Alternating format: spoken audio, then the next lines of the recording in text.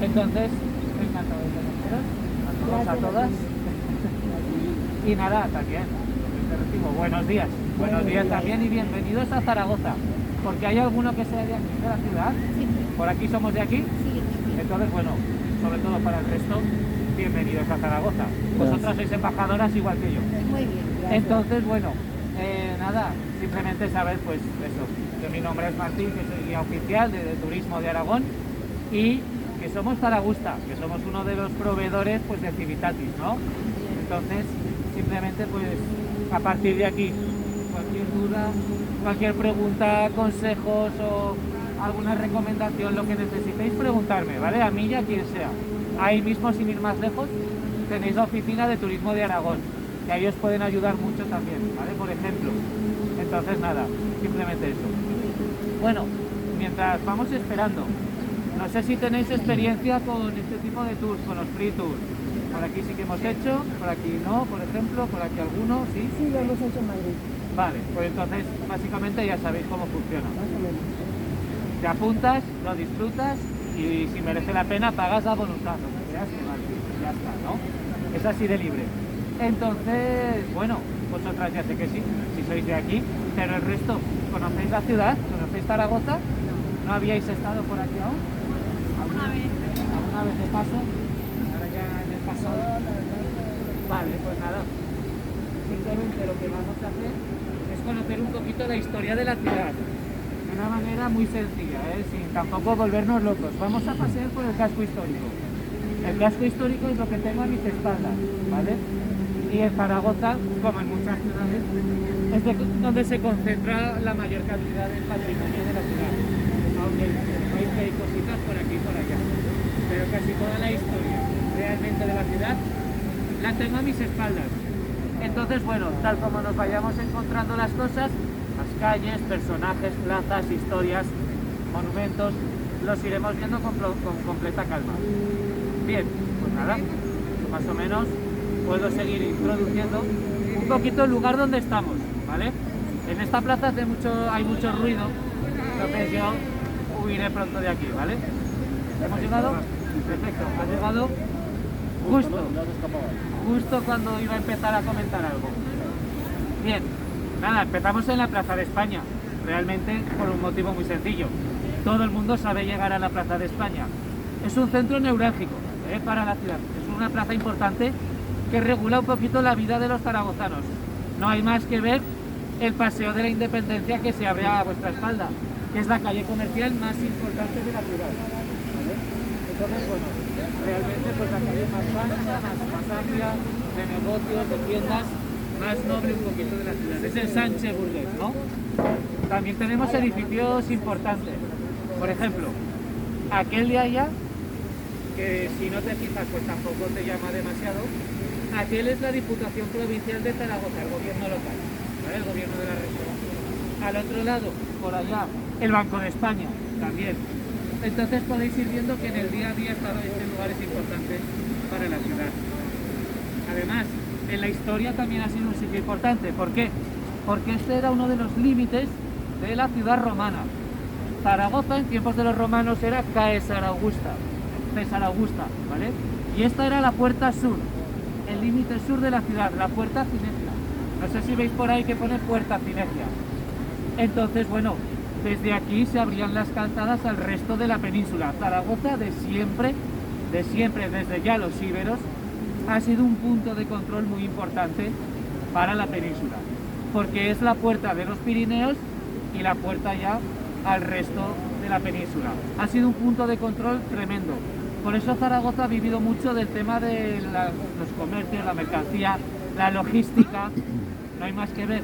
El aeropuerto de mercancías de Zaragoza es de los más potentes de España. O yo que sé, Amazon, por ejemplo, está planteando uno de sus centros logísticos más importantes a nivel europeo aquí. O el Bonaire, por aquí también. Quiero decir, Zaragoza es un punto de control estupendo. Esto con los romanos ya se dieron cuenta y por eso se establecen aquí. Pero es que después, cuando se descubre América, por ejemplo, Zaragoza vuelve a ser un punto de control entre Europa y España, que España va a ser el gran puerto europeo al Nuevo Mundo. con Cádiz, con Sanlúcar de Barrameda y en Sevilla. Entonces Zaragoza siempre ha sido un punto de control. Pues desde aquí que sepáis que eran una de esas grandes autopistas, podemos entender esas calzadas romanas que se había por aquí. Fijaos, yo tengo un mapa que aunque se vea muy sencillito, nos puede ayudar. Nosotros estamos en donde pone mi dedo, en la puerta sur, ¿vale? Esto es la Caesarea Augusta romana. Esto es la ciudad que hicieron los romanos y nosotros estamos en la puerta sur. El río norte queda, el río Ebro queda al norte, ¿vale? A mi espalda, queda allá. Entonces los romanos ya se protegieron del norte con el río. Pues bueno, mi intención es visitar las 4 puertas de la ciudad, los 4 ejes, al menos señalarlos, porque algunos no nos podremos acercar tanto. Entonces, bueno, dicho esto, por mí empezamos ya. Y yo creo que lo primero que vamos a ver va a ser el tema de los romanos. Vamos a ver el inicio de la ciudad. Nos vamos a meter dentro de este edificio porque vais a ver una escultura que igual vosotras sí que conocéis y a ver si os puedo sorprender y el resto seguro que no lo habéis visto. Vamos por allá. Este es, como podéis ver, un señor romano, un señor con pinta de emperador, ¿verdad? Este es César Augusto, Octavio, ¿vale? Este es el sobrino de Julio César, por ejemplo. César Augusto es el primer emperador de Roma. Antes que él, Roma era una república. Pero con él ya el poder del Senado ya está en sus manos, realmente. Entonces, bueno, César Augusto, bueno, antes de entrar con él, la estatua sí es muy moderna, creo que no tiene ni 10 años. Entonces, pues, es de fibra de vidrio, es ligera y demás. Y se pensó íntegramente para ponerse aquí. Como veis, el brazo está apoyado sobre la barandilla. Entonces, bueno, está apoyado ahí, realmente, viendo la puerta cinecia, viendo ya, mirando fuera de la ciudad, hacia el sur. Está saludando a toda Hispania, básicamente, ¿no? Entonces, bueno, César Augusto muy bien colocado aquí estratégicamente. Bajo el mandato de este emperador se hacen muchísimas fundaciones romanas, no solo en España, sino en la Galia también. Con él ya se pacifica la Galia, básicamente, Asterix y Obelix ya fuera. Y luego realmente pues en Siria, en el Oriente Medio, vence a los partos también. Hispania la deja casi pacificada ya, prácticamente también. Entonces, con el mandato de César Augusto se inicia un periodo de expansión sin precedentes en el Imperio Romano. Pues una de las muchas colonias que funda es esta. Fijaos, podéis entender, Caesarea Augusta o César Augusta viene de César Augusto. Es la única ciudad del Imperio Romano que tiene el nombre entero de un emperador. La única. Habrá muchas colonias y fundaciones con el apellido, por ejemplo, como Mérida, Emérita Augusta, o Tarragona, Tarraco Augusta, ¿no? Pero Caesarea Augusta tiene el nombre completo y es un honor un poco curioso. Los historiadores creen que puede ser porque la ciudad se funda en el 50 cumpleaños del emperador. Creo que era, no me acuerdo bien, creo que era un 25 de diciembre, eso sí, el 14 a.C. Entonces, bueno, con esa coincidencia de esa fecha quizás sea por eso, pero realmente no se sabe. Entonces, bueno, obviamente César Augusto no viene aquí, corta la cuerda roja y funda la ciudad, no. Esto lo fundan 3 legiones de soldados jubilados ya, que se asientan aquí, les dan tierras y se asientan en estas colonias fronterizas en aquel momento. César Augusto estaría o en Roma o en sus campañas o donde fuera. Entonces, realmente, Zaragoza es otra de esas grandes colonias inmunes de frontera que tenían privilegios y animaban a la gente a instalarse en estas ciudades porque eran los límites del imperio, donde estaban un poco las zonas más volátiles, con más peligro y demás. No pagaban impuestos, les daban más tierras, incentivaban a la gente a venir a colonias como esta. Entonces, bueno, con el tiempo acabará siendo Caesarea Augusta la capital del convento caesaro-augustano, que era como grandes provincias, como grandes territorios en el Imperio Romano. Entonces, bueno, sobre la escultura, hay un detalle que la gente me suele decir, y es que está vestido de punta en blanco, está vestido con peto militar, con toga, con cetro de mando, pero luego está descalzo. Porque de repente lo vemos descalzo. ¿Qué sentido tiene? Yo sé que esto suele ser un símbolo de que cuando hacen la escultura, porque hay un modelo original de época clásica, ya César Augusto estaba muerto. Cuando suelen estar descalzos es una póstuma. Entonces, bueno, cuando veáis a alguien así, de punta en blanco y demás, pero descalzo, ya sospechad. que la persona a la que hace honor seguramente estaría ya muerta. Entonces ahí está, no es la única que vamos a ver. Vamos a ver otra más adelante, más original, que también tiene su historia. Yo creo que vamos a ver el teatro por ahora. Vamos a seguir con Roma y nos vamos al teatro. De fuera, que no se conoce la ciudad, se puede perder por todas estas callejuelas laberínticas. Entonces es una manera de defenderse también. Los romanos no. Los romanos construían calles rectas, hacían todo cuadrículas, por ejemplo. Era uno de sus grandes errores. Vamos a seguir por aquí.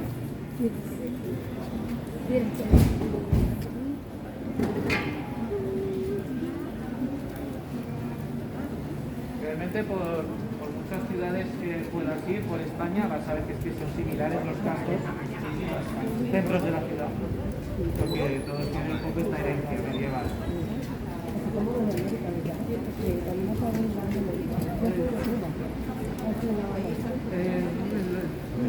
Fiestas modernas.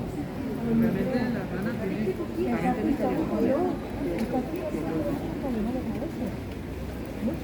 sí, a ver. Claro, no tiene el tamaño que tiene la de acá, pero... Igual que se construye con los kilómetros,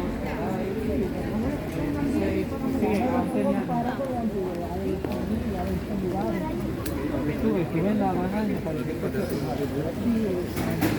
Yo del Morro y tal. Aquí en Aragón tenemos un castillo muy similar, porque es de la misma época que cuando se hace el Morro. Y está aquí, arriba en los Pirineos. Es un castillo así con tipo de estrella también, y se parece porque es de la misma época. Pero vamos, nada que ver. Nada que ver con el castillo de Morro.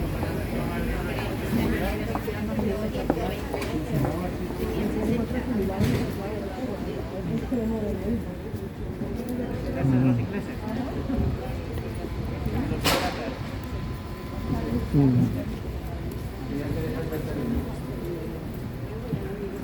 Por cierto, a que este edificio impoluto y blanco es el teatro moderno, es el teatro principal, ¿vale? Es el que usamos hoy en día, pero yo ahora voy a ver el teatro romano. Está pegadito el uno al otro. La gente se piensa que es porque, claro, como aquí estaba el teatro romano, pues cerca hacen el otro. Pero es una casualidad. Cuando este teatro se construye, no se tenía ni idea de que ahí al lado había un yacimiento romano de un teatro. Entonces es total casualidad que el teatro moderno esté pegadito al antiguo, al romano.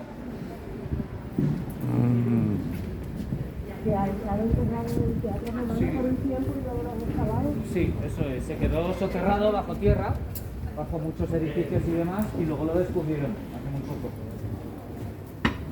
Que es lo que siempre pasa aquí, como unas culturas construyen encima de otras. Cada vez que van a construir algo siempre se queda sorpresa, ¿no? Claro, aquí tiras una moneda, te pones a picar donde caiga la moneda y algo vas a encontrar. Porque son 2000 años de historia. Sí, hay ciudades sobre ciudades.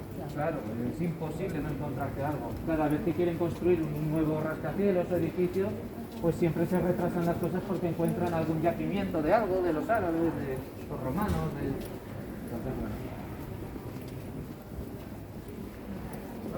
Yo en Mérida, la verdad es que también lo que tiene el romano es una riqueza increíble. Lo chulo es que además el teatro de Mérida aún lo siguen usando. Sí, lo siguen usando porque la música que tiene es súper. Claro. Entonces sí. Esos semicírculos que hacían te recogen, te vuelven. Claro, que tiene una... La otra y era más antigua. Pero en Zaragoza, claro, tenemos iglesias desde el románico hasta, pues eso, góticas, renacentistas, barrocas, neoclásicas. Tenemos mucha variedad. Fijaos, ahora vamos a ver enseguida el yacimiento porque se puede ver desde la calle, el teatro romano. No obstante, aquí tenemos un vinilo en la pared, en el cristal, que nos viene bien para imaginarnos, pues eso, lo que todos tenemos en mente, en la cabeza, cuando nos imaginamos un teatro romano. Y bueno, pues simplemente un frente de escena, el lugar donde actuaban los actores, la orquesta donde también se movían, y ya la cavea, la grada. Esto es cavea. Entonces, sí que hay un tema curioso para diferenciar un teatro griego de uno romano. Y esto es importante. Los romanos copian a los griegos, pero lo mejoran. hacen eso de suma y sigue, más y mejor. ¿Cuál es la diferencia principal entre un teatro de unos y de otros? Los griegos tenían un hándicap, tenían un problema que los romanos resuelven muy bien. Los griegos no descubren muy bien los arcos de medio punto. Ellos construyen con entablamentos rectos, siempre.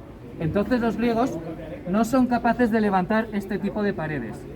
Por tanto, los teatros griegos los vais a ver siempre excavados en las lomas de las montañas, en las laderas y en los pendientes de las montañas. Básicamente, cincelan la montaña, como el Monte Rushmore, los americanos, pues parecido, ¿no? El mismo concepto, cincelan la propia montaña.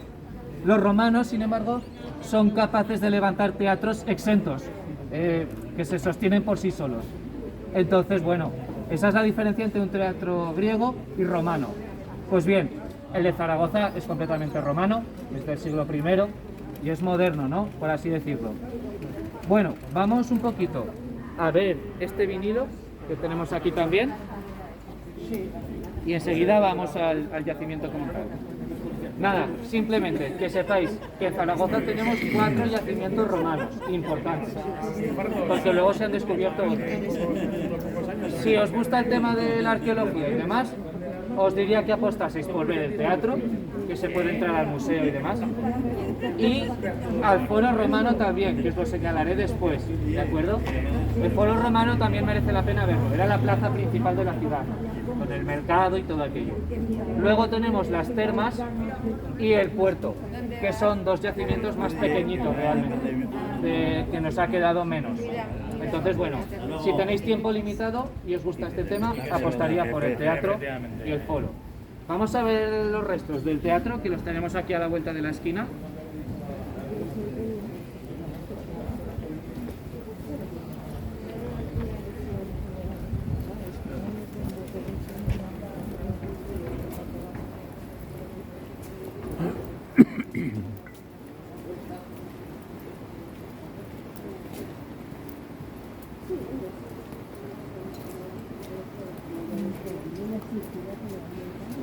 Sí, para protegerlo un poco.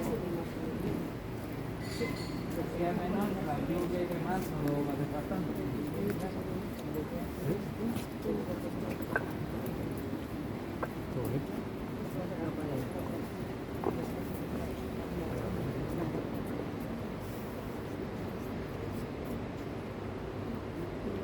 Bueno, este es el yacimiento que tenemos aquí en Zaragoza. Si habéis viajado por España, ahora me decía la compañera, estuvimos en Mérida. Habéis visto que otros teatros han quedado mucho más enteros que el que tenemos aquí. Pues yo que sé, en Segóbriga, en Mérida, en Tarragona, en Cartagena, que están mucho más enteros. El de aquí nos queda muy poquito del teatro porque los propios romanos lo desmantelan ellos mismos, ¿vale? Entonces ellos se lo guisan, ellos se lo comen, básicamente. No es que lo hayan destrozado a posteriori ni nada, es que los propios romanos lo desmantelan. Fijaos, el teatro de Kaiser Augusta tenía capacidad para 6.000 personas, lo que es muchísimo, sobre todo pensando en el tamaño de la ciudad, que en ningún momento superaría los 20 y pocos mil habitantes.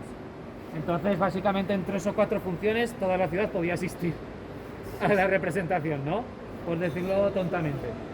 Pues fijaos, ¿cómo eran las dimensiones reales? El teatro llegaba hasta el techo de policarbonato, hasta la cubierta. La cavea, las gradas, estarían muy cerquita ya de esa altura. Y realmente no solo es el semicírculo que veis, es más profundo. Realmente, si nos vamos a aquella calle de enfrente y nos ponemos a excavar, aparte de ir a la cárcel, pues encontraríamos restos del teatro también, ¿vale? Realmente llegaría hasta el bloque de edificios de enfrente. Pero con esto ya excavaron lo más representativo y ya estaría, ¿no? Pues bueno, era enorme, absolutamente enorme. Distinguible no solo desde cualquier lado de la ciudad, sino que desde lejos también. Probablemente el edificio más llamativo, más alto y más imponente de toda la ciudad. ¿Por qué era tan grande? Porque es sobredimensionado, es exagerado. Realmente yo lo achaco a que, claro, las obras de los romanos, las obras públicas, no solo eran funcionales, sino que eran para sacar pecho, eran para promover la cultura romana, para demostrar la fuerza del Imperio Romano. Entonces los romanos son los primeros grandes maestros de la propaganda, ¿no? De la publicidad cultural, en su caso. No es ninguna casualidad que en 2022 tengamos tantísimos monumentos de los romanos vivos, teatros, arcos del triunfo, palacios, templos, termas, yo qué sé, circos, de todo. No es ninguna casualidad que de ellos tengamos tanto y de otras culturas no. Pues bueno, mediante este tipo de obras ellos sabían perfectamente que su cultura y su influencia iba a perdurar. Pues fijaos, aquí en Zaragoza se trunca el tema. ¿Por qué? En el siglo III realmente en Zaragoza el teatro va perdiendo su función. Los habitantes de aquí son prácticamente todos cristianos, ¿ya? Las representaciones paganas que aquí se hacen ya no eran tan populares, cada vez eran menos populares, y se va utilizando menos y menos. Y además el motivo real por el que se deja de usar es porque vienen los visigodos. Los visigodos eran un pueblo bárbaro del norte y del este de Europa que se cruzan toda Europa para conquistar aquí la península. Los romanos tienen que defenderse de los visigodos, cosa que no conseguirán al final, porque los visigodos al final conquistan la península. ¿Pero qué hacen aquí en Kaisar Augusta? Cogen el teatro que ya casi no lo usan, lo desmantelan, usan las piedras, las reciclan y las utilizan para hacer una muralla. Entonces parte de la muralla romana se consiguió hacer gracias al material conseguido del teatro. Y es que claro, la gente puede pensar, a ver, aquí en Zaragoza, la muralla y el teatro son las dos romanas, pues las dos serían a la vez, existirían a la vez. Pero es que entre una cosa y otra hay 200 años de diferencia. El teatro es del siglo I y la muralla del siglo III. Estuvieron aquí casi 400 y poco años los romanos. Entonces, bueno, pues ahí está el tema. Esto se queda abandonado, se queda desangelado y las culturas siguientes, en los siglos siguientes, van construyendo encima. Nosotros, hasta 1972, no supimos que esto estaba aquí. Digo, supimos como si yo estuviera vivo en aquel momento. Nací en el 96. Pero bueno, en el 72 un banco iba a hacer aquí su sede y claro, las palas excavadoras se chocan con algo que no es natural, que es el cemento romano, el Opus Caementicium, tan famoso, que es uno de sus grandes prodigios de la construcción. Imaginaoslo así, una pala hidráulica de hierro motorizada del siglo XX vencida por una argamasa de 2000 años. O sea, si lo piensas es demasiado espectacular. fuerte, ¿no? Sí.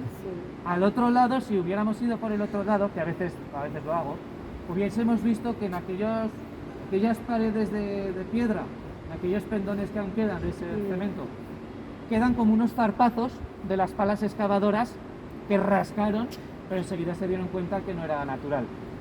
Entonces, bueno, ahí está, ¿no? Por el otro lado quedan vestigios de los zarpazos de las palas excavadoras. Como podéis ver, podéis pasear por todo el yacimiento, lo que está genial, no en todos lados se puede, y con los paneles explicativos te lo van contando todo. Además está el museo, lo que os decía, el museo también es tremendo, te explica la historia del solar y todo aquello. Esto, por ejemplo, fue una barriada árabe muy importante, luego fue parte de la judería, que ya no queda nada de judería en Zaragoza, pero bueno, el museo está chulo también. Vamos a continuar. Yo poco a poco voy abandonando a los romanos y ya me meto en la Edad Media.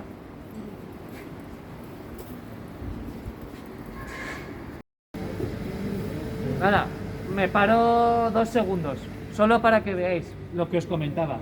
Este es el Museo de las Termas y como veis el yacimiento os podéis imaginar que es muy chiquitín. El museo ocupa como este patio, ¿eh? No hay más. Ya sabéis que las termas de los romanos eran complejos enormes, con grandes salas, distintas salas de baños, calientes, frías, templadas. Tenían hasta calefacción central, tenían suelo calefactado y todo, era espectacular, con una caldera y un suelo vacío, hacían que pasara el aire caliente y demás. Pero es que van más allá, solían tener biblioteca, gimnasio. ¿Qué es lo que nos queda aquí? Una piscina y unas letrinas, que eran unos baños, poquito más. Por el tamaño de la ciudad, las termas de Kaisar Augusta tendrían que tener bastante más envergadura, tenían que ser un complejo importante, pero no nos ha llegado nada. Entonces, bueno, lo dicho, si os interesa el tema, por ser completistas podéis visitarlo, pero si tenéis que apostar, yo apostaría por el teatro o el foro, en cuanto a Roma y eso. Y nada, el otro día me vinieron unas compañeras de República Dominicana y no tenían muy bien localizado el tema de eso, de que eran unas termas. Sí, les sonaba agua, pero ya está. Y me decían, entonces es como un spa. Claro, les hizo gracia cuando les dije que el tema de spa, las siglas son salute per aqua, salud a través del agua, es latín. Parece algo moderno, algo inglés, pero spa, ya pues eso, es latín como tal, ¿no? Entonces les hizo gracia conocer pues eso, que el origen de estas siglas no sean tan modernos como pueda parecer, porque suena spa y spa suena algo muy moderno, pero no, nada de eso. Vamos por aquí. Esto es curioso, no mucha gente lo sabe, pero los romanos ya vivían en viviendas de tipo piso, en bloques, en insulares, que se solían decir, que eran edificios con varias viviendas, con una escalera central y demás. Los romanos luego había otro tipo de villas que eran más lujosas, chalets, casas unifamiliares, que esas eran las que incluso tenían cloacas, desagües, fuentes y demás. Pero los romanos hacían poblaciones muy densas también, ciudades muy pobladas, y ya elevaban edificios, no os voy a decir modernos como estos, pero el concepto es el mismo. Tres, sí, imagino 3, 4 quizás, no te lo sé decir. ¿Y ese piso tendría un agua? No, esos eran mucho más simples. Eso ¿Era es. solamente para subir a dormir? Eran ¿Cómo? habitáculos, ya está. No tenían eso, ni cañerías ni nada de eso, por supuesto. Las que sí que tenían más facilidades y saneamientos de agua eran las casas unifamiliares. Sí. Pero la gente humilde vivían ya en insulae, creo que se llamaban, en casas de este tipo. Es curioso. Pero te imaginas a los romanos todo con casitas de tejados de pequeñas y demás, pero no. Yo me he parado aquí, fijaos, para hablaros de aquella torre. ¿La veis al fondo?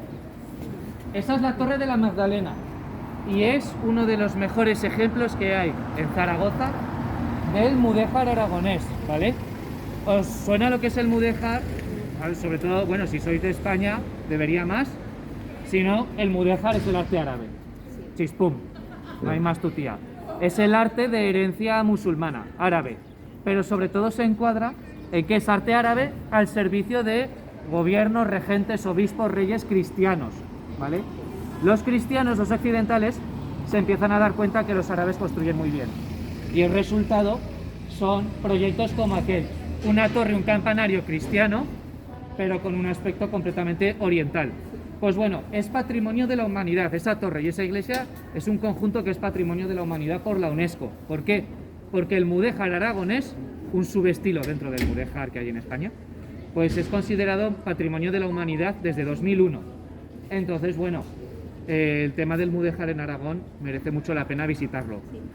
Si a alguien le interesa, luego le puedo decir.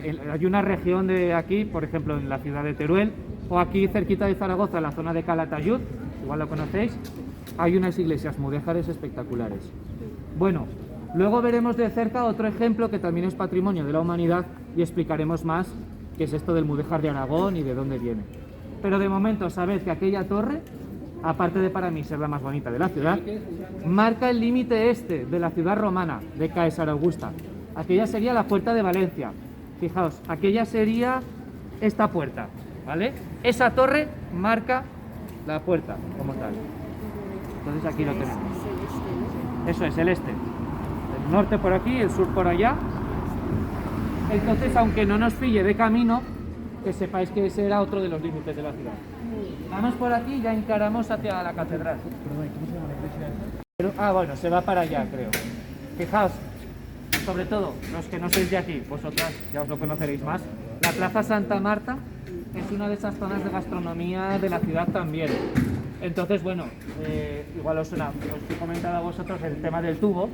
El tubo es la zona de tapeo de la ciudad, pero la Plaza Santa Marta también, ¿vale? Entonces, bueno, tenéis que saber que Zaragoza no es lo suficientemente grande como para tener zona de turisteo. Entonces, estos sitios son los que vamos la gente de aquí también. Pues está bueno saberlo. A mí me gustaría saberlo si fuera a algún sitio. Entonces, pues eso, si buscáis pues, tapeos de más gastronomía típica, sitios ya un poco más buenos, pues podéis venir por aquí, por ejemplo. Igual que en el tubo. De hecho, es la más moderna de todas, la más nueva, porque nos la concedieron después de la Guerra de la Independencia con Napoleón. Y Entonces, la Real Maestranza es una orden nobiliaria que tiene sedes por toda España. Pues bueno, nosotros por la heroica defensa que hicieron los zaragozanos ante las tropas de Napoleón en 1808 y 9, pues después, imagino que sería Fernando VII, el rey que estaba, le daría a Zaragoza el honor de tener una sede de la Real Maestranza de Caballería. A día de hoy, en 2022, el edificio como tal, es el palacio renacentista mejor conservado de la ciudad. Se puede visitar solo el domingo. Si alguien dura aquí hasta el domingo, os lo recomiendo porque merece la pena. No solo el edificio, sino bienes muebles y demás también. Entonces merece un montón la pena. Como veis, a ambos lados de esta calle tenemos palacios del Renacimiento, del siglo XVI, ¿vale? Veremos que Zaragoza en el siglo XVI sufre un florecer, un resurgir muy importante. Y mucha gente pudiente, con muchos dineros, se hacen sus casas palaciegas en la ciudad. A Zaragoza se la conocía como la Florencia española, por la gran concentración de palacios nobles que había. Luego con los siglos se fueron tirando muchos de ellos, claro. Pero bueno, fijaos el alero de madera que tiene este palacio. Ese remate que tiene al final de la fachada, que es de madera, los aleros son una muestra del poder, del lujo que podían permitirse las familias. Entonces, cuando veáis un alero más rico, más grande o demás, más pequeño, más grande, pues es un poco dependiendo del poder adquisitivo de la familia. Son muy típicos de los patios renacentistas de los palacios aragoneses del siglo XVI. Pues ahí lo tenemos. Vamos a ver otro después, que para mí es el más espectacular de la ciudad, ya casi al final de la visita. Vamos por aquí, encaramos ya la catedral. Un año vivió José Martí, el héroe de la Revolución Cubana. Pues un año lo pasó aquí en Zaragoza. Sí, después de las minas estuvo en San Lázaro, se fue a Madrid y luego a Zaragoza. Fue a Madrid y luego a Zaragoza. Acabó sus estudios, se sacó la carrera universitaria de Filosofía y Letras y Derecho aquí, en Zaragoza. Y de hecho José Martí hizo un poema sobre Aragón. Pues sí, curioso. sí que lo tiene, los versos sencillos de José Martí, claro. Está ahí, es tremendo. Bueno, Catedral de San Salvador, fijaos. Si queréis vamos aquí y nos alejamos del ruido de la fuente. Cuidado con esto.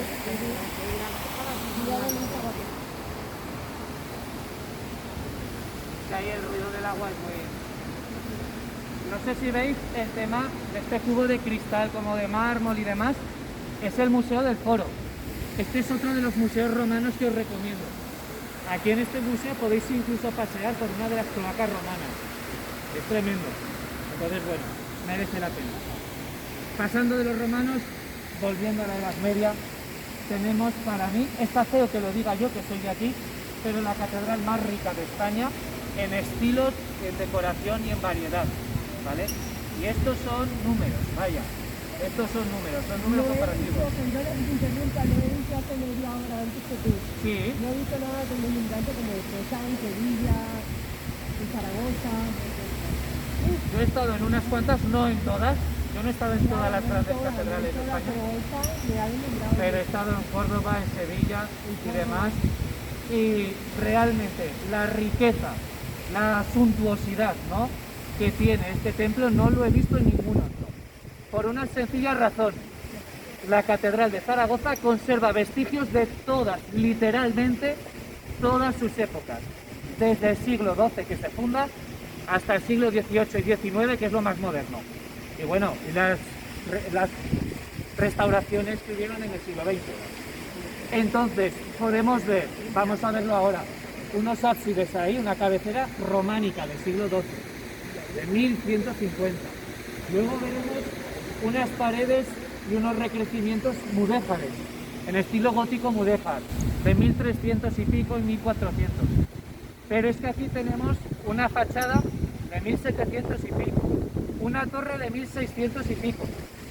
Tiene vestigios de todas sus épocas y eso no es tan común, no es tan fácil. La Catedral de Zaragoza se ha ido haciendo pegote a pegote, reforma a reforma, y al final ha convivido todo. Lo más curioso, que teniendo cosas tan dispares, tan distintas de tantas épocas, no descuadran, confluyen. Al final han hecho un conjunto que es armonioso y eso es lo valioso, ¿vale? Pues bueno, después de esta introducción tan acalorada por mi parte, Es que a mí me encanta. Fijaos, 4 tonterías. La catedral se construye, sorpresa, sorpresa, sobre la mezquita musulmana. Y digo sorpresa, sorpresa porque es la historia de España. Los mayores ejemplos, Córdoba y Sevilla, que literalmente puede seguir viendo parte de la mezquita en 2022. Aquí la mezquita se fue sustituyendo progresivamente por la catedral. Tengo aquí un dibujo que nos puede ilustrar la idea, ya veréis. Podemos ir viendo, ¿os lo hago así en general? Sí, sí. Pues tenemos un cuadrado, un rectángulo, que es la mezquita, y en medio acabarán plantando la catedral, ¿vale? Entonces la catedral poco a poco se irá agrandando y agrandando hasta ocupar el perímetro entero de la mezquita, ¿vale? Se fue ampliando las naves, los tramos, pues ahí. De hecho, hasta el siglo XVII, la torre era el alminar musulmán, el campanario era el alminar musulmán sin reformar. Ya en el siglo XVII dicen, ya vale, que ya llevamos siglos aquí los europeos, los católicos, vamos a hacer una torre occidental, europea, y ya la sustituyen. Esta portada blanca que veis es de lo más moderno que hay. Y realmente la iban a colocar en la Basílica del Pilar, en el siglo XVII, no, XVIII, y realmente a mediados. En el Pilar la rechazaron, dijeron que no, y luego la pusieron aquí, unos pocos años después. Lo que es la basura de unos es el tesoro de otros, ¿no? Donde se rechaza un proyecto, en otro se aprueba, así un poco reformado. La torre es curiosa, porque tardan 100 años en hacerla. Se inicia en 1681 y hasta 100 años después no se acaba. Nosotros se la encargamos a Juan Bautista Contini, uno de los grandes arquitectos italianos, que estaba en Roma, del barroco. Lo más curioso de todo que Contini recibe el encargo ahí en Roma, él diseña todo, los planos, los materiales, los alzados, todo. Y esa documentación la envía a Zaragoza, pero jamás viene a dirigir su obra. Contini jamás dirigirá las obras de su torre, sino que la hacen maestros de Zaragoza. Eso del trabajo a distancia se hacía hace mucho tiempo ya. Ni sin móviles, ni Gmail, ni leche. Imaginaos los tiempos para enviar el proyecto de Roma a Zaragoza, que se aprobara, que se hicieran correcciones, volverlo a enviarlo a Roma para aplicar las correcciones, volverlo para dar el visto bueno a Zaragoza. La diseñó online. O sea, esto es... ¿El qué? Por tierra o por mar, por barco. El medio más rápido sería por barco. Imagino yo. Tardaba los barcos de antes. Había dos maneras de trabajar en ese sentido. O así, o mandándolo, o también se hacía una delegación, una academia, una delegación, una junta de fábrica, y se decidía todo en el lugar final. Mandaban a delegados allá en los que confiaran y para hacerlo todo allí ya. Había dos maneras de hacerlo. Entonces, bueno, ahí está. Como veis, la torre es de ladrillo. Y que no se engañe nadie. El templo, la catedral es de ladrillo también, enteramente. La fachada sí que es de piedra y de yeso. Pero en Zaragoza construimos todo con ladrillo. No sé si veis la Plaza del Pilar. Yo estoy viendo 3 edificios. El más cercano, la Lonja. Después uno muy parecido, el Ayuntamiento. Y atrás una torre muy alta que es del Pilar. Todo es de ladrillo. Todo. Porque en Zaragoza no hay piedra buena para construir. Luego veremos que los romanos sí eran capaces de traer piedra. Pero después ya no éramos tan capaces. Vamos a asomarnos por aquí. Y vamos a ver las partes más antiguas del templo.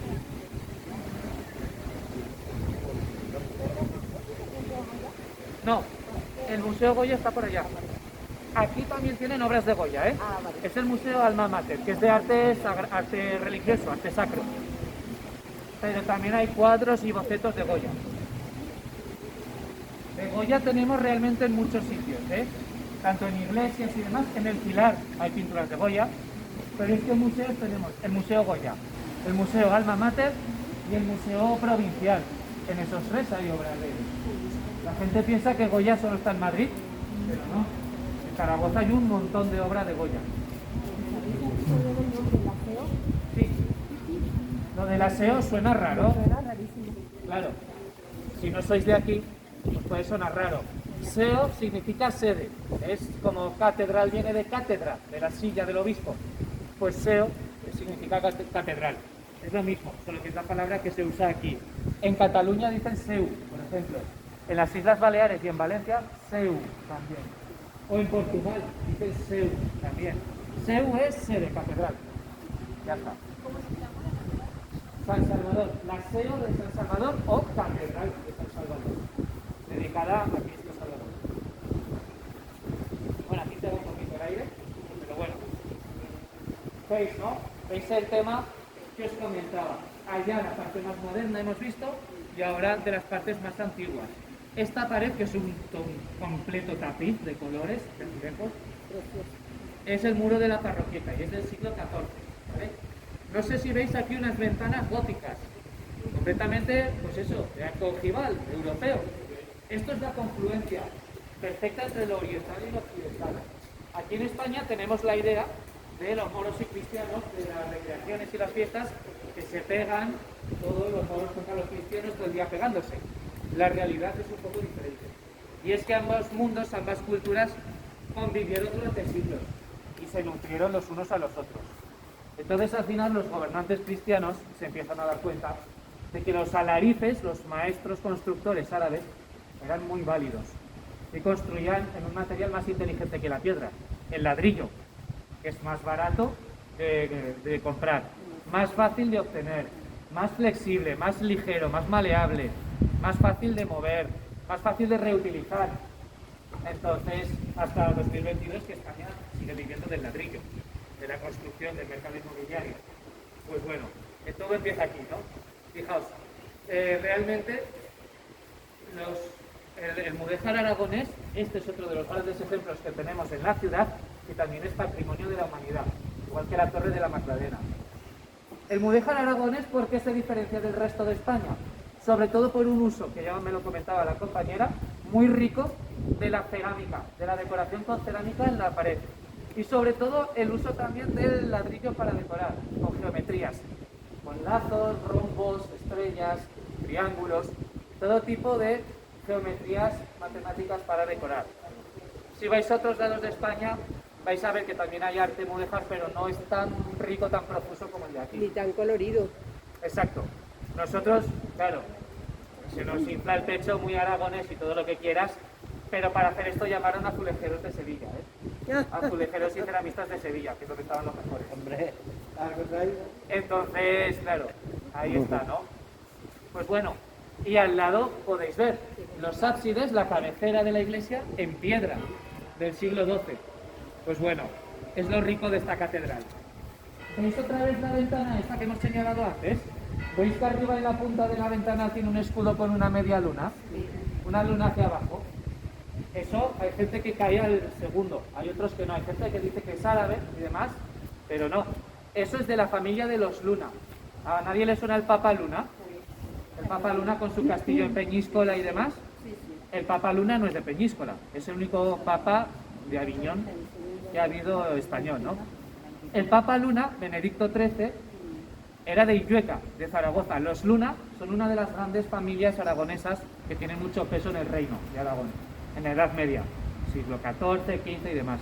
Pues hubo 3 arzobispos de la familia de los Luna, de aquí de la archidiócesis de Zaragoza. Entonces Benedicto XIII fue uno de ellos y al final se hizo Papa de Aviñón, no el de Roma, sino el otro, el que estaba en guerra con el Papa de Roma.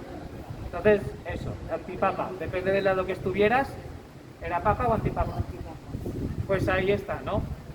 Pues los Luna fueron grandes mecenas. Esto, por ejemplo, lo hizo un antecesor del Papa Luna.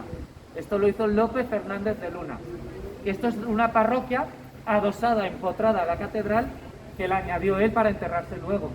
Si podéis entrar, no tengáis vergüenza y pasad. El horario, cuando quiera el párroco. Él abre, hace sus cosas, la gente pasa a verlo. Pero es que hay una techumbre mudéjar de madera que es brutal. Entonces merece mucho la pena.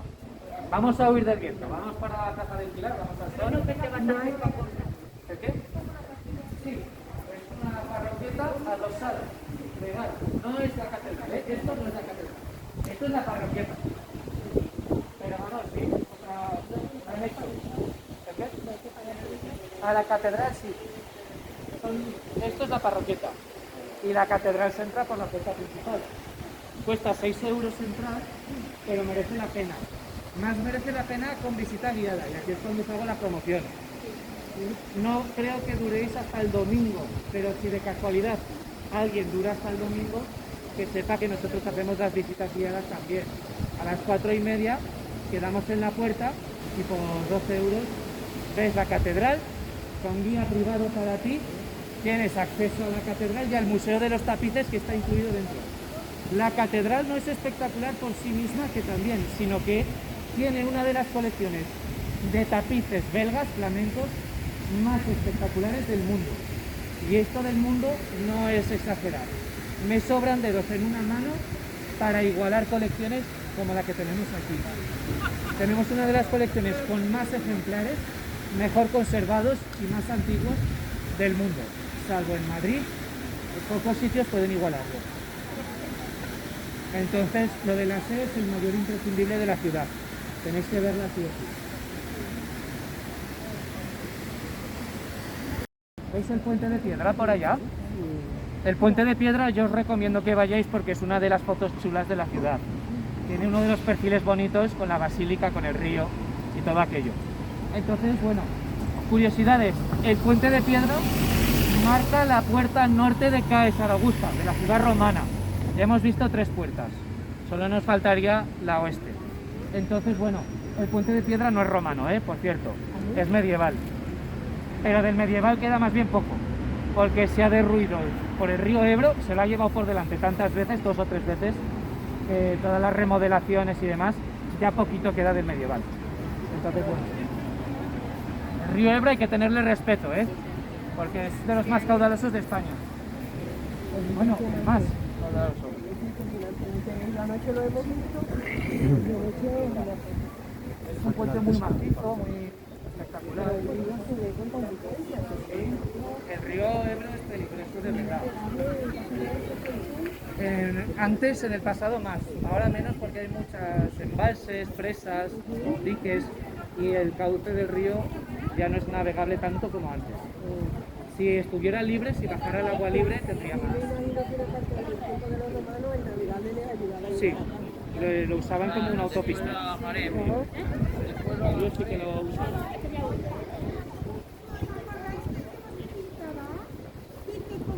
Vamos a ir por aquí.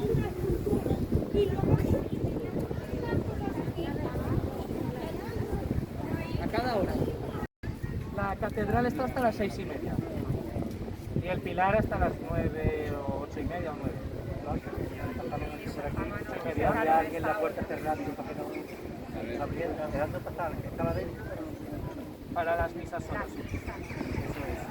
Bueno, me paro un segundito para ver la lonja. Merece la pena, merece la pena hablar de la lonja, y más ahora que vuelve a estar abierta. Hasta hace nada estaba cerrada porque no había exposición. La lonja es una sala de exposiciones, pero en su día era una lonja. ¿Y la lonja qué os suena? Al comercio. A pescado, a comercio. Aquí los peces del Ebro no nos los comemos, la usamos para el comercio, pero de otras cosas. Esta lonja era una cámara de comercio, una especie de Wall Street. Del momento era una bolsa de valores donde se decidía el valor de los productos, ¿vale? De las mercancías. La lonja en Zaragoza es uno de los mejores ejemplos del renacimiento civil a nivel español, por su factura y por su conservación. Ojo, renacimiento civil, ni una iglesia ni castillo. Entonces, la lonja realmente nos copiamos de la lonja de Valencia y de la de Palma de Mallorca. Nos basamos en esos edificios que ya existían. Y ellos se basaban en los palacios de Florencia, ¿vale? Ahora conectamos con esto que os he dicho de la Florencia española, del renacer de Zaragoza en el siglo XVI. Fijaos, desde los tiempos de los romanos no había habido en Europa ningún imperio que hiciera unas fronteras amplias y seguras, ¿no? Con los romanos hay una primera globalización, hay un gran comercio internacional con los romanos, con el imperio romano, hasta que el imperio español en el siglo XVI no se fragua de verdad con Carlos V y demás, no vuelve a haber una globalización similar. Y entonces, en aquella época, los grandes puertos europeos como Ámsterdam, Venecia, Zaragoza aquí en la península, o Sanlúcar en Sevilla. Hasta ese momento esas ciudades vuelven a surgir, a renacer debido al comercio internacional que se reactiva. Con el Imperio Español vuelve a haber rutas comerciales por toda Europa y con Asia. Pues bueno, Zaragoza se aprovecha de aquello. Surge el renacer de la ciudad y en ese momento se conocía como Zaragoza la Arta. La Arta de trajín, de comercios, de banqueros, prestamistas, comerciantes, mercaderes, de todo tipo. Para atender a toda esa actividad comercial, la ciudad crea este edificio, porque hasta ese momento, claro, todos estos tratos de los mercaderes y demás no se hacían aquí, no existía la loja, se hacían en la puerta de las iglesias, ¿verdad? En la puerta de los templos, a la salida de las misas. Esto molestó tanto al Cabildo de Zaragoza que puso cartas en el asunto y dijo vamos a organizarnos, y propusieron el crear un edificio para atender a todo el comercio de la ciudad. ¿Quién es un poco la cabeza pensante de todo este proyecto? Os lo voy a enseñar. Ya con esto acabamos con algo. Fijaos. Lo tengo por aquí. Aquí está. Fijaos. Este señor es un poco el que manda a construir la lonja. Os voy a decir ahora quién es. No tiene muy aspecto imponente. Calvo, gordote, bajito. Pinta de clérigo, de monje. Este señor es don Hernando de Aragón, que es de la familia real de Aragón. Fijaos, este señor es nieto de Fernando el Católico, que ya está bien, primo del emperador Carlos V, el hombre más poderoso de la tierra, tío de Felipe II, el sucesor de Carlos V, y más poderoso aún. Es arzobispo de Zaragoza, estaba allí, su sede y demás. Es virrey de Aragón, el regente de Aragón, y es visitador general de la Orden del Císter, una de las órdenes religiosas más importantes. Entonces, bueno, vamos a esperar a ver. Uy, no hacemos esto. Olvidaos de la idea de que los arzobispos son señores que hacen misas y dirigen templos. Los arzobispos son auténticos agentes económicos, militares, sociales y religiosos. Entonces, bueno, manda a construir esto. Si queréis, vamos a cambiar de tercio. Vamos a la época de que se puede entrar. Es gratuita y merece, aunque no te interese la exposición, entrar. Porque solo ver los interiores es tremendo. A cada uno de los lados hay un escudo. En cada uno del emperador Carlos V, que te quedas así como hostia. Es tremendo. Y hay un rezo en la pared que alude a la justicia, paz y buen gobierno. ¿Veis la idea del tema de que todo funcionase bien y en orden, no? Pues para eso estaba la lonja. Merece la pena. Por cierto, las caras de la fachada, esas caras que hay arriba, se dice que son personas que pusieron dinero para hacer la lonja. Como por ejemplo gente del Cabildo, gente del Consejo de la Ciudad, del Ayuntamiento y los propios comerciantes. Pero realmente no se sabe. No se sabe bien. Bueno, vamos a irnos a una época más moderna. Vamos con Goya. ¿Veis ahí el monumento a Goya? Aquí lo tenemos allá. Eso lleva aquí desde 1961. Ha llovido ya, o de 60, creo, de 60 años. Pero bueno, más me interesa esto.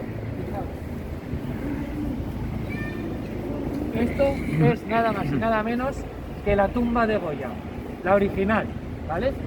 Esto es un cenotafio, vaya palabra. El cenotafio es un monumento funerario, ya está. Aquí no hay huesos ni restos. Y esto estaba colocado en Burdeos. Goya se muere en Burdeos, en Francia, en 1828. Lo curioso de su caso, cuando desentierran a Goya en Francia para llevarlo a Madrid en 1899, pues bueno, lo van a ir moviendo de sitio. Goya tiene 4 tumbas, fijaos. Tiene la tumba de Burdeos, donde muere. Luego lo llevan a Madrid y lo entierran en el cementerio de San Isidro. Pero en Madrid no sé qué pasa, no se quedan contentos y lo envían otra vez, lo vuelven a exhumar y lo cambian de lado a la ermita de San Antonio de la Florida, que está en Madrid, pegada al río Manzanares. Bueno, pues bueno, y hasta este momento yo os he dicho 3 tumbas: Burdeos, Madrid y Madrid. pero os he dicho que hay 4. La cuarta tumba viene cuando Burdeos regala este cenotafio a Zaragoza en 1928, el centenario de la muerte de Goya. Y Zaragoza, para que Burdeos no se quede sin tumba, hacemos una copia de este original y se la enviamos allá. Así todos tienen tumba de Goya. Burdeos, Zaragoza, Madrid y Madrid. Por cierto, cuando desentierran la primera vez a Goya en Burdeos, aparece sin cabeza, sin cráneo. Alguien se la robó. No se sabe muy bien por qué, pero vaya, sigue siendo un misterio a día de hoy. La teoría más aceptada es que el cráneo de Goya lo robaron para estudiarlo, porque había una pseudociencia de la época que era la frenología. Vaya palabra. La frenología era estudiar los cráneos. Entonces era una pseudociencia sin ninguna base. Por suerte hoy ya no se practica y ya nadie roba los cráneos por esto. Claro, los frenólogos de la época querían cráneos de gente interesante. Entonces la tumba de Goya ahí en Burdeos estaba un poco accesible, un poco abandonada y se atreverían a robar el cráneo. Pero bueno, ahí está. Los huesos están en San Antonio de la Florida, en Madrid, en la tercera tumba. Goya es de Zaragoza. Goya nace en Zaragoza. Goya es de Fuendetodos, un pueblo de Zaragoza. Por cierto, nace en Fuendetodos de rebote. Su familia vivía en la capital, en Zaragoza, pero estaban de viaje y a la vuelta su madre no le da tiempo a llegar a Zaragoza y paran en Fuendetodos porque rompe aguas allí. Entonces Goya es de Fuendetodos de chiripa, ¿no? Como la lotería. Goya es de aquí, se pegó más de 30 años en Zaragoza. Hay muchísima obra de Goya en Zaragoza. Luego hace su carrera más importante en Madrid. Eso sí. Vamos a ver el pilar y demás. Es aquí, hay un museo de Goya solo.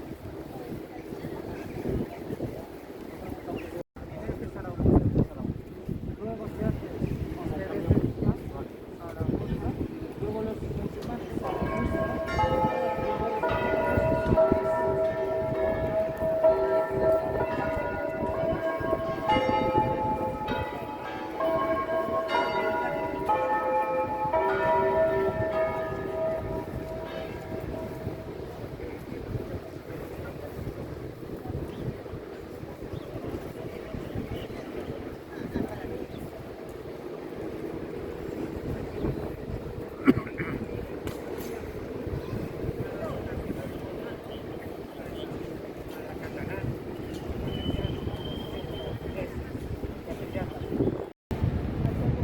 actualmente. Lo digo porque no hay ningún sitio donde ponga que es el ayuntamiento.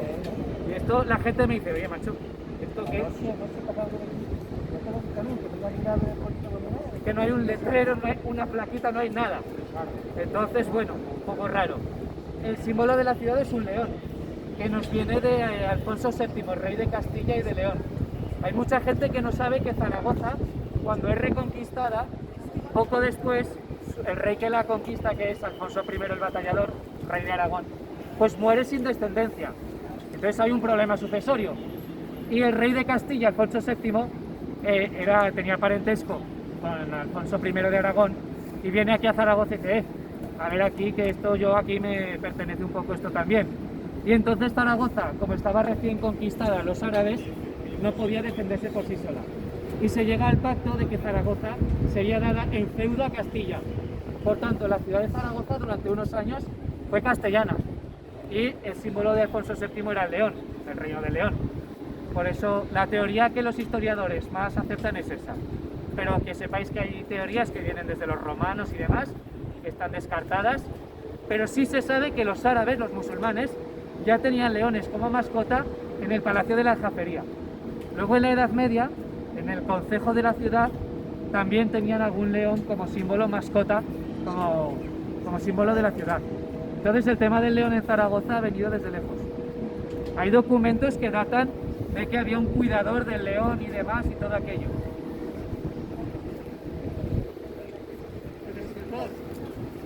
¿Veis las dos esculturas? Vemos una señora con una maqueta que es el plano de Zaragoza. Ese es el ángel custodio. Y la otra es San Valero, que fue obispo de la ciudad en el siglo IV, cuando aún éramos romanos. Aquel señor que está así con la mano y con el báculo. Ese es San Valero, que es patrón de la ciudad de Zaragoza. Pues son de esculturas de Pablo Serrano, un escultor muy importante de la ciudad. más moderno ya, ¿vale? Posmodernista y demás, cubista, todo aquello. Pablo Serrano tiene un museo dedicado a él en la ciudad, ¿eh? Luego veremos, al final de la visita, que hay otro Pablo que también es de Zaragoza, que también es escultor y que también tiene un museo. Pero es otro Pablo, no es Pablo Serrano. Es un poco lío.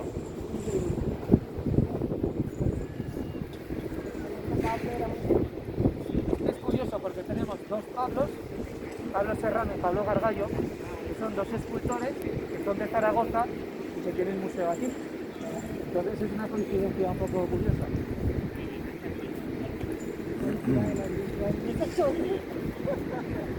Para hacer un pueblo entero.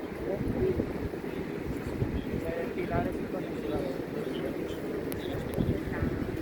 Es de los templos marianos más grandes de la humanidad. Más grande creo que está en México con el de Guadalupe, la catedral de la Basílica de Guadalupe, pero en América le sigue el pilar.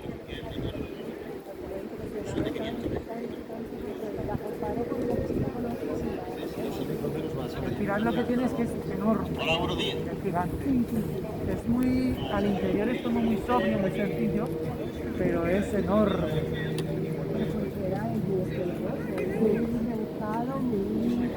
Es barroco, entonces el barroco era mucho de eso, de llamar la atención, de ser llamativo.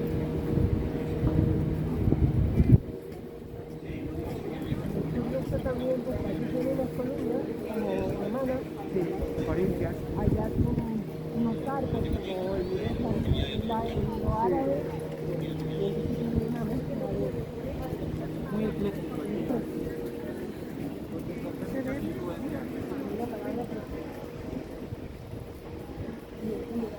Este mural es lo más moderno. Eso sí, es cubista.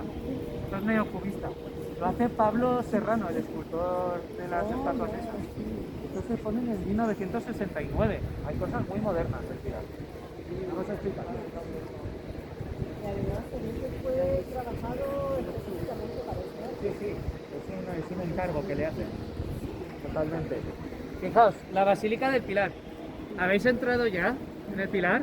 Por ahí no, por aquí tampoco. El acceso... Ah, bueno. Pues ya es que yo os encorro ya, para que veáis todo. El acceso es por ahí, ¿vale? Es gratis.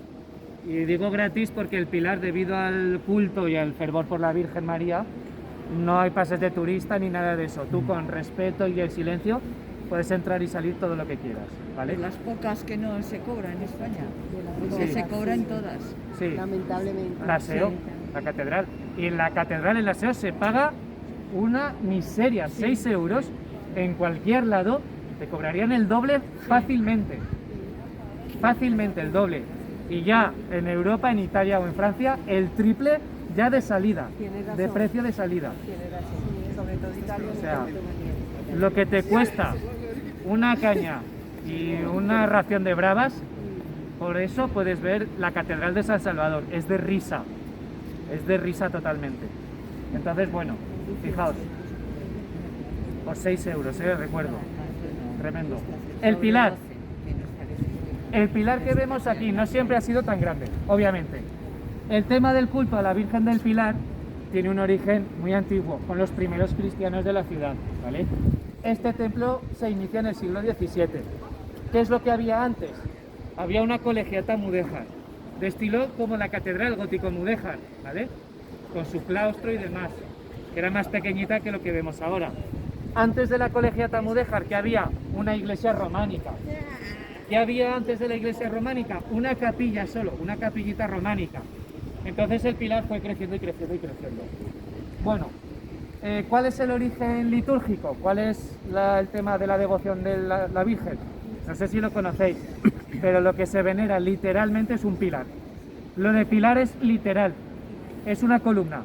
La reliquia sagrada es una columna que la Virgen María deja en el año 40 después de Cristo aquí, ante Santiago. Santiago, el apóstol Santiago el Mayor, estaba en Hispania convirtiendo a los romanos. Estaba aquí un 2 de enero rezando en las orillas del Ebro y la Virgen María, aún en vida, es una venida, no una aparición, aún en vida, en el año 40, viene y se le aparece aquí ante Santiago, ¿no?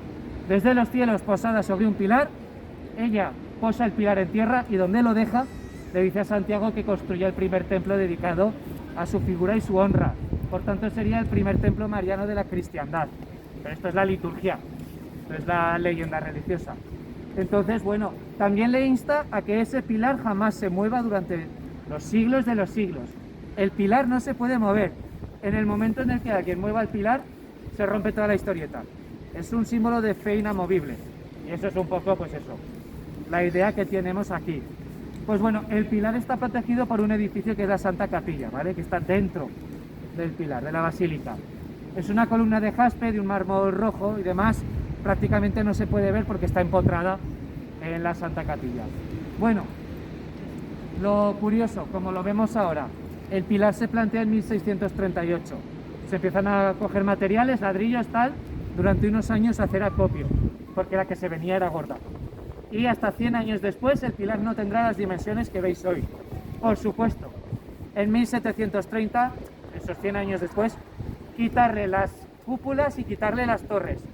El pilar era una caja de zapatos, era raso, como una caja de zapatos. Las cúpulas y las torres se añadieron después. De hecho, las 4 torres son del siglo XX y bueno, miento, porque esas es de finales del 19. Las 2 torres que dan al río, que ahora no se ven, se acaban en 1961. Este mural es de 1969. Y cuando cojamos distancia ahora, vais a ver, las cúpulas y demás son casi todas del siglo XVIII y XIX. Entonces el pilar es más moderno de lo que la gente piensa. Sobre todo el pilar no está terminado, aún está sin acabar. Cuando entréis vais a ver que al interior las cúpulas, muchas están sin pintar. Entonces decorativamente el pilar no está terminado. Fijaos, vamos a coger distancia para simplemente ver. ¿Están saliendo una de gallos hoy?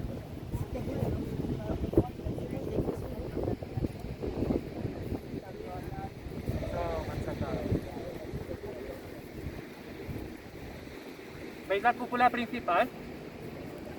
La única que no tiene colores, la que es de un tono sencillo. Esa, la cúpula principal, es abierta, es construida a mediados del siglo XIX, 1800 y mucho, por el mismo arquitecto que abre la calle Alfonso. La calle Alfonso se abre en 1867. Pues unos años antes, José de Ayarza, que es el arquitecto de esa calle, unos años antes está haciendo la cúpula del pilar. Para que os hagáis la idea de que es más nuevo de lo que parece. La gente se piensa que es todo barroco de tal, pero no. Es barroco, pero moderno. Ahí está. Si queréis, chicos, no sé si me dejaríais haceros una foto con el pilar. ¿No os parece bien? Sí. Pues si queréis posar por aquí, yo os echo una foto. El que no quiera, no pasa nada, ¿eh? Vale.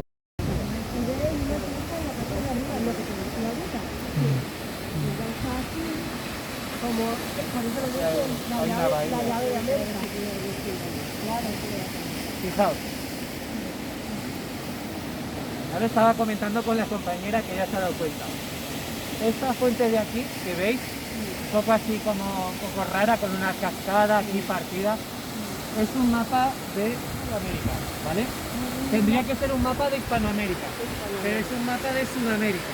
Fijaos, es la fuente de la hispanidad. Para que no lo vea. Lo vamos a ver bien ahora. A ver. Aquí. A vista de pájaro se ve más. Este es el continente de Sudamérica. Ahora os enseño, tranquila. ¿Veis que es el continente sudamericano? Y aquí empieza un poquito el Caribe. A vista de cielo se ve mejor. ¿Por qué tenemos de repente un mapa de Sudamérica aquí? Digo Sudamérica porque debería ser toda Latinoamérica, pero México, por ejemplo, nos lo hemos cargado siendo una de las partes más importantes.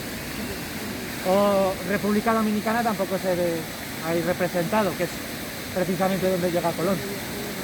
Entonces, bueno, yo lo achaco al diseño cubista así sencillo que le hacen. Esta es la fuente de la hispanidad y tiene que ver obviamente con la Virgen del Pilar. La Virgen del Pilar se celebra un 12 de octubre, el mismo día que Colón llega a América. Desde ese momento, pues bueno, se ha dotado a la Virgen del Pilar como matrona de la hispanidad o reina de la hispanidad. Aquí en España celebramos la hispanidad. Allá en Sudamérica, sí, es que en muchos países celebran el día de la etnia, de la raza. El 12 de octubre es el día de la hispanidad y la precisamente. Pues es que en cada lado me dicen una cosa. Me dicen el día de la diversidad cultural, de la etnia, de la raza. Pero vaya. Esto se llama de varias, lo llaman de varias formas, pero sigue siendo el día de Pues eso es. O los americanos el día de Colón, con un museo que cada vez les gusta menos. Entonces, bueno, ahí está, ¿no? no lo pueden negar. Por mucho que no entiendan. Ayer tuve a una pareja de México que me echaban pestes del López Obrador y demás. Es un tema escabroso. Fijaos, tenemos aquí precisamente hablando de este tema 3 losas de mármol. Estas 3 losas de mármol son las 3 embarcaciones de la expedición de Cristóbal Colón. Claro, las 2 carabelas y la nao. No eran 3 carabelas, eran 2 carabelas y una nao. Entonces, bueno, ahí está. Y la bola del mundo, ¿veis aquella bola del mundo que está ahí atrás? Esa, si nos acercamos, vamos a ver que África y Europa están bien representadas, pero América y Asia no. Es una referencia a que los europeos del momento no tenían ni idea de cómo era el mundo realmente. Es una referencia a la época de los descubrimientos, ¿no? Entonces, bueno, ahí está. Luego, si tenéis un rato, acercaos porque es gracioso ver que se erróneo el mapa. Vamos para allá, abandonamos la Plaza del Pilar. Por cierto, la Plaza del Pilar es grande, Es la plaza peatonal más grande de Europa. Solo la Plaza Roja de Moscú es más grande. Con los rusos no te metas, pero después ya vamos nosotros. Entonces, bueno, y menos como está el tema ahora. Gente de fuera, cuando ve pues, el idioma, habla aragonesa, que nadie lo oye porque no se habla, pero sí en las Islas Baleares, en Cataluña, en Valencia, tienen lenguas romances, lenguas propias, y es que suenan todas igual, porque son lenguas primas hermanas, muy similares, y la habla aragonesa también. Suenan todas súper parecidas. Entonces, bueno, mi calle, por ejemplo, es San Juan de la Peña, yo vivo en San Juan de la Peña. Vamos por aquí, venid. Y ahora han puesto los letreros en habla aragonesa, y suena como San Juan de Peña. Y no me digas que eso no suena a catalán o a valenciano. Valenciano. San Juan de Peña es que es, literalmente es que suena igual. Pues es que son lenguas muy similares. La gente de fuera se queda descolocada, como, pero no es lo mismo. No, es que es un dialecto distinto uno al otro, pero es que son primos hermanos todos. ¿Estuvieron en el colegio? No. La fabla aquí ya no tiene... No lo hacen como hacen en Cataluña, que lo están obligando. No, ahí es cooficial y demás. O en Valencia o en Baleares, aquí no. Se perdió. Aquí nos castellanizamos. Nos hicimos más castellanizados. Sí. Fijaos, que me enrollo y ya nos falta tiempo. Iglesia de San Juan de los Panetes. Vengo aquí solo un segundito para explicaros. ¿Veis que la torre está torcida? Está un poco inclinada. Un poco como la torre de Pisa, me dice la gente. Y está inclinada por el mismo motivo, porque ahí el suelo está mojado abajo, porque está pegado al río. Los cimientos pueden fallar más fácilmente porque el suelo no es tan bueno para construir. Entonces, en Zaragoza es difícil construir lejos de un río, porque solo en la ciudad tenemos 3, el Ebro, el Huerva y el Gállego. Entonces hay mucho suelo muy húmedo. Y claro, yo esto lo explico, me viene bien para hablar del Pilar, porque en el Pilar, claro, la gente lo ve muy recto, muy macizo, muy bien, y me dicen, ¿y eso qué? ¿No da problemas? Es enorme, pesa mucho. El Pilar da un montón de problemas, un montón. No os llegáis a imaginar el mantenimiento que exige mantenerlo así, las cantidades de cemento que se han inyectado en el subsuelo para sanear y rehacer de nuevo los cimientos en más de una ocasión en el Pilar. Ha habido épocas, momentos en los que se han datado unas grietas y unos problemas de ruina importantes. Hablo de décadas y algún siglo también, Entonces, bueno, el Pilar, claro, pesa todas las toneladas del mundo, pesa un montón, es enorme, pegadito al río, pues da problemas, obviamente. Ahí está. Es muy fácil que se hunda. porque además está construido toda la ribera, son aterrazamientos que hicieron los romanos, que son remociones de terreno que hicieron como terrazas escalonadas, y entonces ya ese suelo ya tampoco estaba tan bueno. Se va moviendo, claro. Pues ahí está, ¿no? Vamos a seguir por aquí, que se me come el tiempo, se me come la hora. Y nada, veremos esto de aquí, veremos una plaza o dos y ya estará. Perdona, ¿este edificio me has dicho que es? Esto es la iglesia de San Juan de los Panetes. Por cierto, San Juan de los Panetes es un santo que no existe, nos lo hemos inventado. Cuidado con el coche. Sí. San Juan de los Panetes es una feliz casualidad, porque San Juan viene de la orden de San Juan de Jerusalén. Esta iglesia fue sede de los caballeros de San Juan de Jerusalén, y de los Panetes viene porque en cierta época del año, desde la Edad Media, aquí se repartían unos bollos de pan sin levadura, unos panes ácimos, y se quedó San Juan, que San Juan es de los Panetes. Pero ya está. Entonces parece que es como el nombre de un santo, pero no. ¿Y la torre siguiente? Esa torre, ¿Tiene que verlo? no, esa torre es de hecho mucho más antigua. Esa torre viene desde el siglo VIII, aunque ahora tiene aspecto del Renacimiento. Es la torre de la Zuda. Zuda, como veis, suena árabe. Eso es parte del alcázar musulmán que hacen aquí los árabes cuando conquistan la ciudad. En el 714 vienen los árabes y aquí hacen la residencia de los gobernantes dentro de la ciudad. Del resto del alcázar no queda nada, pero la torre al menos es un vestigio que nos marca que aquí en esta esquina de la ciudad los árabes hicieron una residencia real. Y está muy bien conservado. Sí. Luego está el Palacio de la Aljafería, que fue la residencia real árabe definitiva. La Aljafería, visitarla, porque merece la pena muchísimo. Tanto la Catedral de San Salvador como la Aljafería son las dos cosas obligatorias. La Aljafería está a 30 minutos andando siguiendo el río, por allá. Hay que ir con reserva, pero no dan problemas, no hay tantas visitas ahora. ¿Y esa la residencia de...? Es una fortaleza, palacio, que fue la residencia de los reyes de Taifas, ¿no? Que eran los reyes poderosos árabes y demás. Luego fue residencia de los reyes cristianos, incluso de los reyes católicos. Entonces es un castillo enorme y dentro con salones, con jardín, con naranjos y de todo. La aljafería es obligatoria. Pero la catedral es los domingos, ¿no? La catedral abre todos los días y la aljafería también. ¿Se puede visitar? Sí, todos los días de la semana puedes visitarlo. Lo digo porque yo he trabajado ahí. Es raro, no hay ningún día que cierre ni nada, nunca.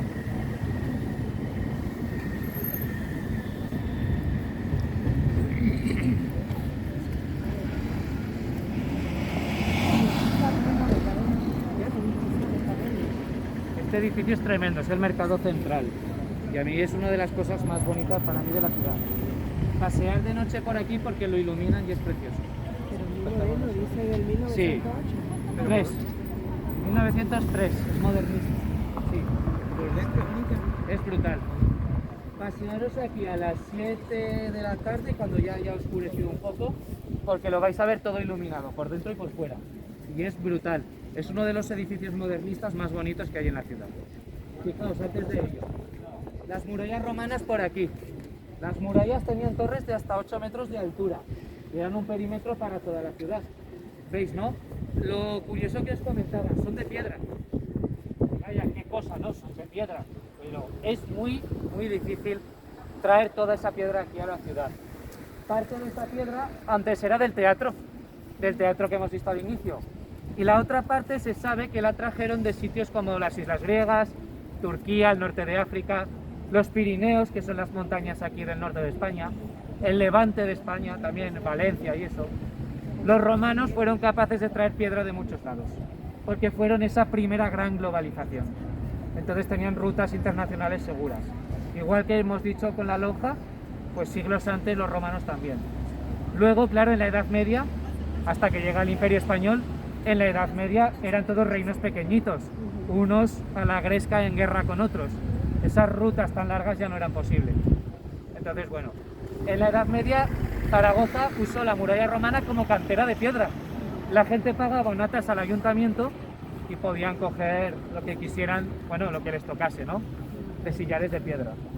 ¿Veis que tenemos la estatua aquí del fundador de la ciudad? También de También descalzo porque es el mismo modelo.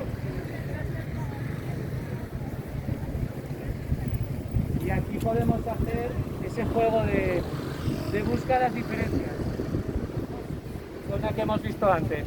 Hay alguien que siempre lo ve, el buscar la diferencia con el que hemos visto blanco tan Bueno, grande. el peto que trae está tallado diferente a como está el de allí.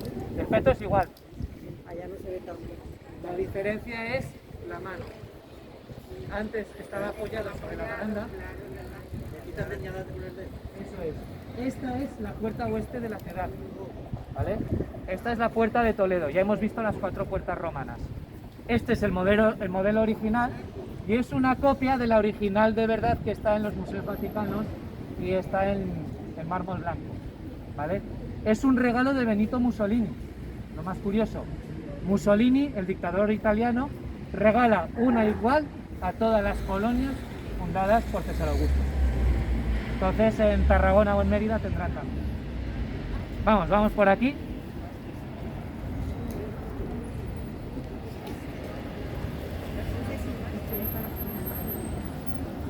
De Portugal. Es una de las fachadas más bonitas para mí de toda la ciudad. Es barroca, completamente del siglo XVII y muestra en su decoración el escudo de Aragón.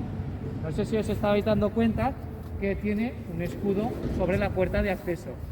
Y luego por las bandas laterales de piedra blanca vuelven a subdividir cada uno de los cuarteles del escudo de Aragón, que son 4, cada una de las partes la ponen por individual, sujetada por unos angelotes en cada parte. Entonces, bueno, ¿por qué tenemos una iglesia decorada con algo político? ¿Qué tiene que ver lo religioso y lo político?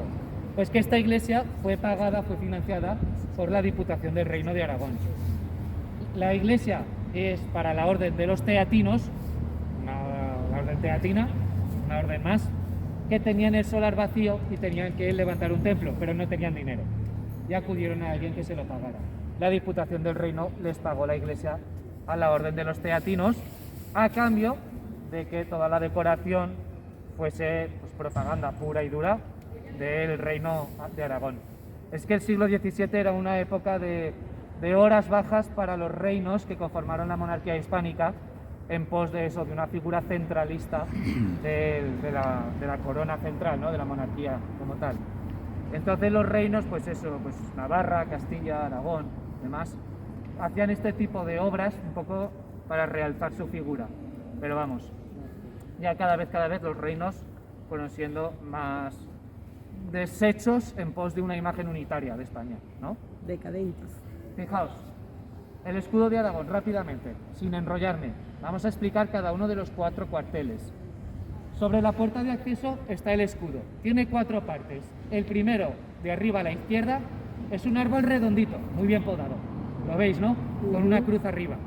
Es el árbol de Aínsa o del Sobrarbe, hace referencia a uno de los condados originarios que luego hacen el Reino de Aragón. Hoy en día el Sobrarbe sigue siendo una de las regiones de los Pirineos, ¿vale? Entonces hace alusión a una leyenda de una batalla con los cristianos y los árabes y demás, ¿no? Pero vamos, es leyenda popular del tema de la Reconquista. Luego, arriba a la derecha, tenemos otra cruz con una puntita debajo, que tiene una pica debajo. Es la cruz de Íñigo Arista, que es un personaje de la familia real navarra, otro de esos reinos importantes en la península. Tenéis que saber que la familia real de Aragón, ese linaje, proviene de la familia del Reino de Navarra. Hay gente que se cree que las casas, los linajes, ¡pop!, salen de la tierra, mira, un nuevo reino, un nuevo linaje. No, pero son sucesiones genealógicas. Entonces, en el siglo X-XI, había un vacío de poder, mucha inestabilidad política en los condados aragoneses del norte. Y la familia real navarra manda a sus príncipes, a su descendencia, a poner orden, tal que se establecen allí y acaban conformando el Reino de Aragón. Pues ahí está, ¿no? Somos una rama del Reino de Navarra. Abajo, a la izquierda, tenemos una cruz y 4 cabezas.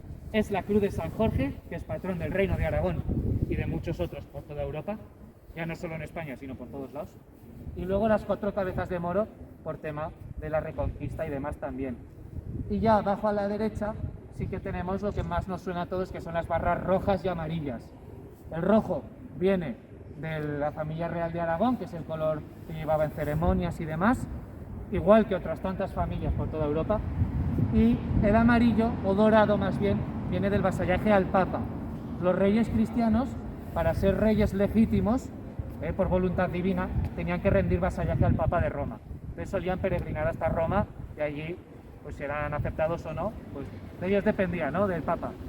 Pues bueno, esa es la bandera que se ha extendido luego por muchos territorios de la Corona de Aragón. Pues eso, el Reino de Aragón, Reino de Valencia, Cataluña, el Condado de Barcelona y el resto de condados y ducados. Luego las Baleares también, en Nápoles, el sur de Italia también. En Cerdeña, que fue parte de la corona, cogieron la cruz de San Jorge y las 4 cabezas.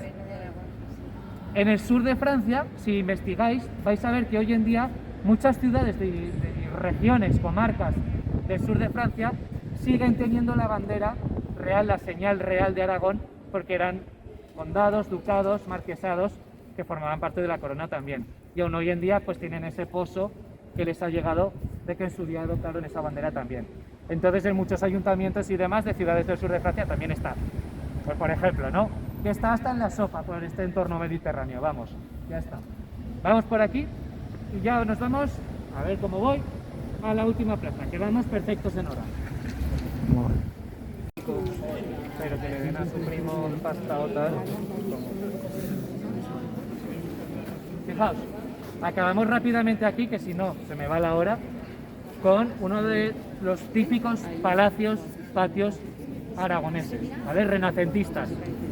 Esto es la casa que se hace el marqués de Villaverde, Francisco Sanz de Cortés. Entonces este señor, en 1659, ha adquirido ya una posición social lo suficientemente fuerte, el bolsillo ya le pesa bastante, entonces ya se tiene que hacer una casa acorde a su nueva posición social.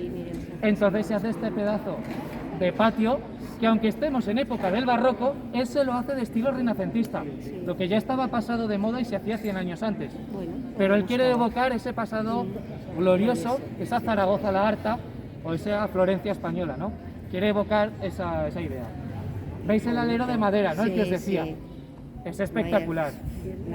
El alero de madera es el más rico, el más voluminoso, el más presencial que hay de todos los de la ciudad. Entonces, bueno, el palacio ha tenido muchas vidas, ha sido de todo, ha sido colegio, ha sido sede de la ONCE, que es la organización de ciegos de aquí, y hoy en día es museo. Museo de Pablo Gargallo, un escultor que merece la pena conocer. Ojo, no es Pablo Serrano el de las esculturas del ayuntamiento, es otro Pablo que también es de Zaragoza, también es escultor y también tiene un museo aquí, ¿vale? A mí este Pablo me gusta más, para mí este es el Pablo más bueno, ¿vale? Pablo Gargallo vive principios del siglo XX con Picasso y todo eso, es muy amigo de Pablo Picasso, otro tal, ¿no? Ese era de Málaga ya. Fijaos, pues Pablo Gargallo nace en Zaragoza, en Maella, pueblo de aquí, pero enseguida se irá a vivir a Barcelona y vivirá toda su vida entre Barcelona y París. Pero su hija legó mucha obra del artista a Zaragoza y el ayuntamiento correspondió con habilitar este palacio para instalar la obra de esa donación. Pablo Gargallo es muy importante en la historia del arte porque es el primer artista en incluir el vacío.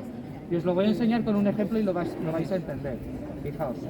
Es muy importante, fijaos. Este es Pablo Gargallo, ¿vale? Para que le pongáis cara nada más. Ya con esto terminamos.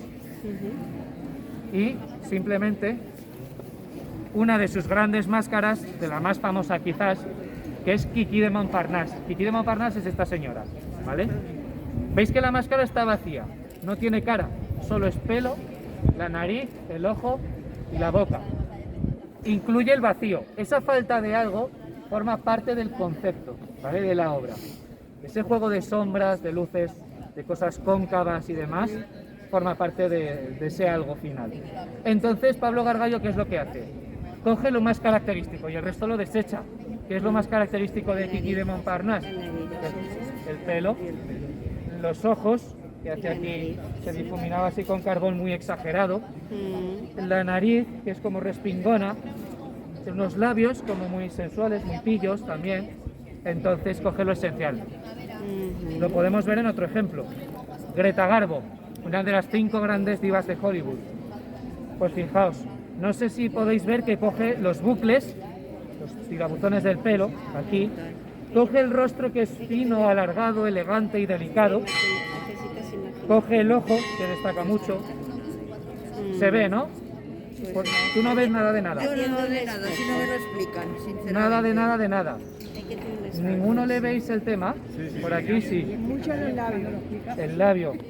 Los labios elegantes, siempre.